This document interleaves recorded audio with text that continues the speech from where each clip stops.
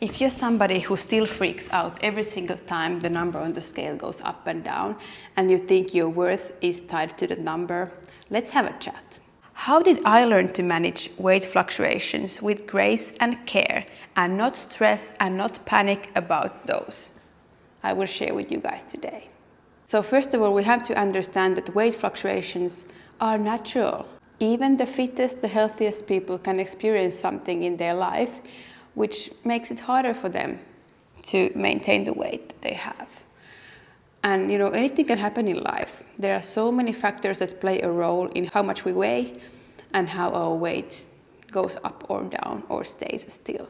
And what I'm about to tell you is not the same as letting yourself go, forgetting about your weight and just living like very unhealthy and not caring about anything, not caring about your well-being.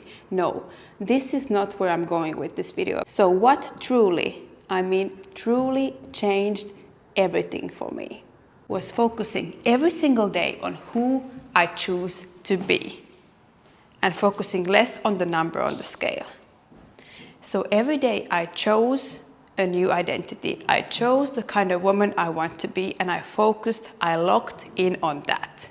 I was not worried about the number, and I practiced being unbothered about it. So as we know, stressing and panicking just makes everything worse. We have to choose our identity over numbers every single time. I started building an identity of a woman who always takes care of herself, no matter what happens in her life. I started showing up for myself. I started thinking about myself differently, talking about myself differently, and just acting differently towards myself and others.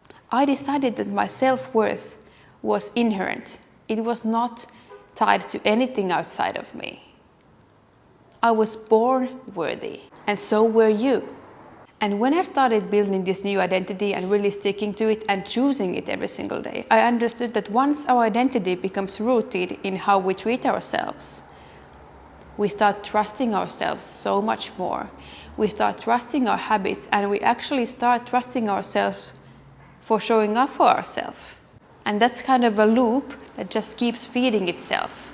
And because you finally start seeing your value and your worth, and you start treating yourself better, you know what the best part is?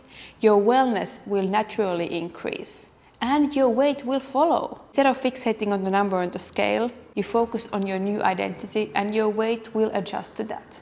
Also, as women, we have to remember that showing up for ourselves can look different every day. It can look different every week. It doesn't have to look the same, because our energy levels, our hormones, they go up and down.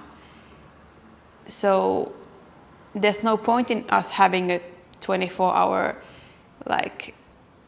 daily plan or a weekly plan, which is similar every single week. So what were the practical steps I took to handle weight fluctuations and to really change my mindset about this whole thing? First of all, when I stepped on the scales, I would look at the number and I would just let myself feel the emotions that I felt. It could be anger, frustration, disappointment, usually something unpleasant. I would just give myself a few minutes to feel that and be like, okay, that's what I felt. But, and this is the most important part, I choose to ignore it. I choose to be unbothered about it. The woman that I choose to become would not care about this, because she knows she's worthy, she's confident, she's beautiful, she is amazing, no matter what the scale says. And I hopped into that woman's boots every single time in my mind. At some point, I even stopped weighing myself, and I still don't really weigh myself. But if you want to weigh yourself, that's okay. But I would say the best way to go is to change your mindset around the whole idea, how you see the scales and the numbers on the scale. But if your self-worth is rooted in who you are, in your identity as a beautiful, confident, fit, feminine woman, you don't really feel the need to step on the scales, at least often. And that's what's happened to me. So step number 2 would be locking into that new identity every single day. At first, it's a decision. And then after that initial decision to find your self-worth within you, you have to keep choosing that every single day. Even when it feels hard, even when you feel tempted to go back to the old self and the old thought patterns. You have to choose your new identity and embody it every single day.